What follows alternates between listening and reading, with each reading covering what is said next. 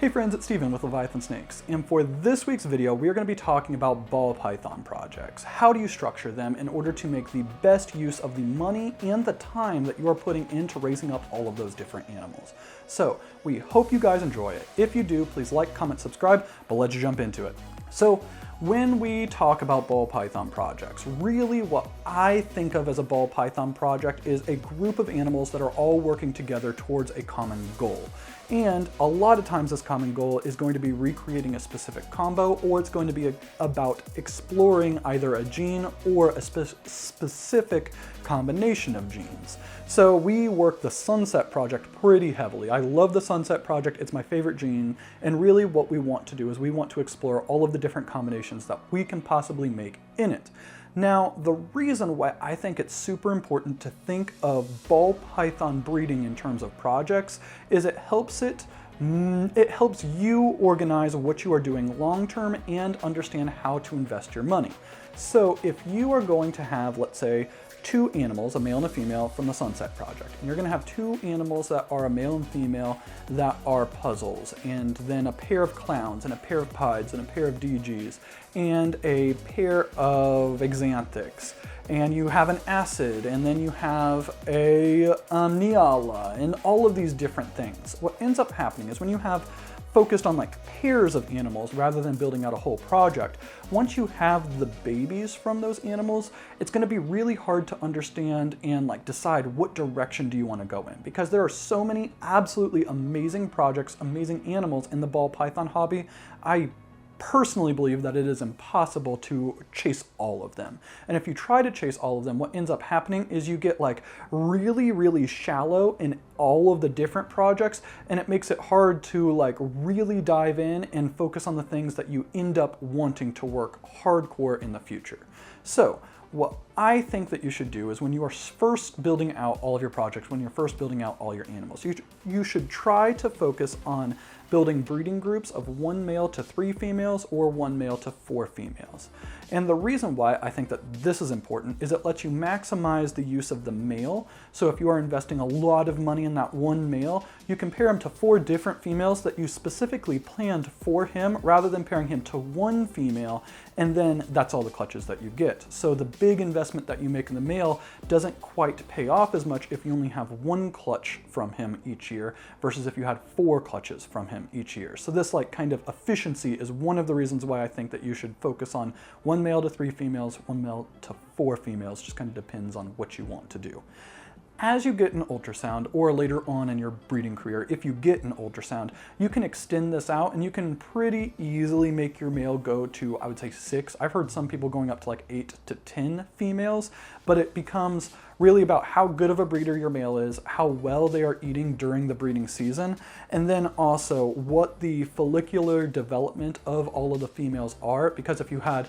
10 females that are all at 30 millimeters in the same week, it doesn't really matter if you have an amazing breeder as a male, you might not be able to pair them to all 10 before they get to the point where they need to ovulate. But if you have 10 females that are all kind of spaced out and you're able to hit them at those critical developmental stages, you might be able to get that 1 male to sire 10 different clutches throughout the whole year, throughout the whole breeding season. Now, when we are talking about your project, there is the initial animals that you get. And again, I think that you should kind of go for that 1 male to 3 to 4 females, but then you have your next generation, your holdbacks. And this is where I think it gets really fun. So with the kind of more challenging projects, you can't just pair the dad to the mom and then you get the desired goal. Though there are projects like that. We have projects like that specifically with our Bell project, where we just paired the male that we bought originally to the females that we bought originally, and then we have our end result, which are bells. But when it comes to like an explorative project like Sunset for us,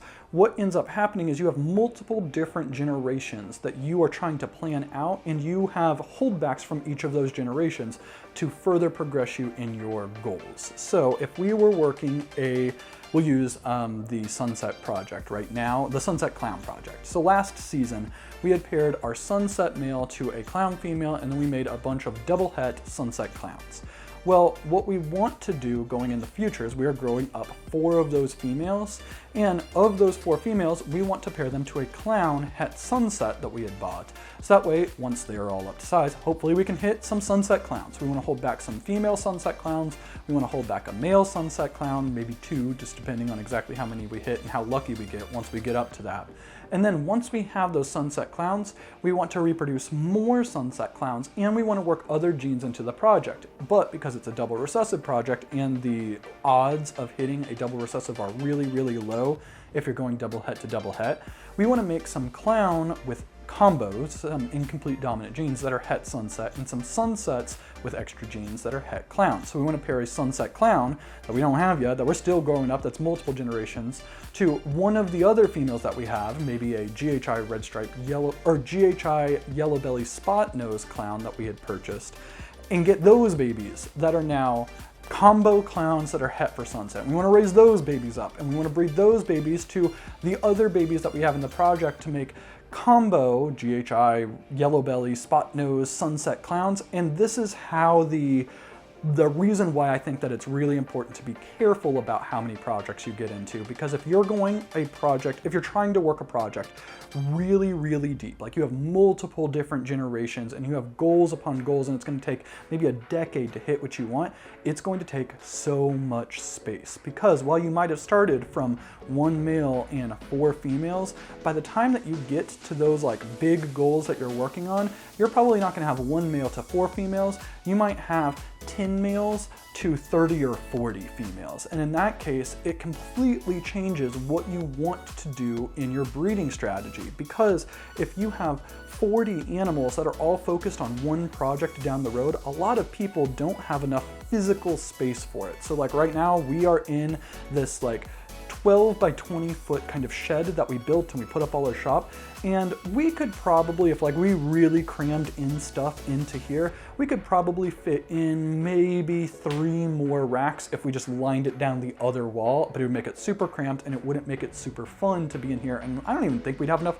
room to do videos like this. So realistically, we don't have much more room that we can grow in here, and a lot of people are in situations like us. So I would say, for us at least, with full-time jobs, with the space that is available to us, the maximum amount of adult animals that we can have at any given time are around 100. So if we were trying to work the Sunset project with as much depth as we were just talking about, and we were trying to work the Desert Ghost project with as much depth as we were just talking about, and the Paint project, and the Puzzle project, and the Monsoon project, and the Zebra project, we would need a warehouse in order to work all of those different projects as deeply as we would want. And this is probably, in my opinion, one of the things that I think most people learn as they go. It's something that we certainly did, and that is that while your initial animals, that you might dabble in a bunch of different projects, as you develop those projects, most likely what's going to end up happening is you are going to pick 1, 2, or maybe 3 of them that you're really going to focus in on, and then the other projects, you might have a pair or a breeding group from it, but you're not planning on holding back as many holdbacks from those projects just because you don't have the space for it. So I think that when you are building out your initial projects, I think sticking to realistically 3, like 3 of those 1.3, 1.4 groups of snakes is going to put you in a good position, because then once you start getting babies and you start getting those holdbacks, you'll know which projects you really want to lean into. And if you decide like that you aren't super excited about an albino project anymore, it's going to be easier to sell off 4 of those animals versus 20 of those animals when you decide that you've already gotten a season or 2 holding back and you don't want to work that project anymore. Last thing when it comes to ball python projects is that not all ball python projects are equal, and that a ball python project that is right for me does not necessarily mean that it'll be the right project for you. So it happens quite a bit where people will ask us what animals they should buy or what ball python morphs they should invest in. I don't think that that is a easy question to answer, especially when it comes to a long-term ball python project. I love the Sunset Project, but if somebody who hated sunsets and they just don't like how they look, if they were to invest in the Sunset Project because I said like, oh, I think that the Sunset Project is awesome, what would end up happening is most likely that person won't keep the animals long enough to really produce babies and really work it. And when they do produce the babies, they may find it difficult to sell those babies because they are not as passionate about the project, so they were not marketing it and promoting it as much as they maybe could have been if they were super happy and passionate about the animals that they had already bought. So I think that when you are trying to buy a project, I think that one, you need to buy what you personally like. Then one step further from that is just because you personally like a project does not mean that it's going to have a strong demand in the marketplace. And realistically, you should only be breeding animals, at least at first, in my opinion, if you are completely prepared to take care of all of the offspring. And if you are working a project that you absolutely love, that's not a problem at all, because you will be, honestly, and this is like happens all the time. This just happened with Courtney and I because we just hatched out a clutch of banana sunsets, where if nobody bought those babies, if nobody buys any of those banana sunsets, I will be stoked because they are all so pretty, and I personally don't think that you can have enough sunset females. Now, if I hated the Sunset Project, what would end up happening is I would have those babies, and if they did not sell, I would end up dropping the prices and dropping the prices and dropping the prices until the point where I would feel that the project itself wasn't good because nobody was buying them. And really, it might just be a situation where the project was fine, but you weren't prepared to really work it, and because you weren't prepared to really work it, you weren't able to generate enough of a demand for the animals that you made in order to sell them either quickly or for the prices that you wanted. Now, I know that this was a little bit of a shorter video, and I apologize for the other camera dying. I keep having issues on the cameras and the multiple angles. So we hope you guys enjoyed it. If you did, please like, comment, subscribe, and we will see you next time.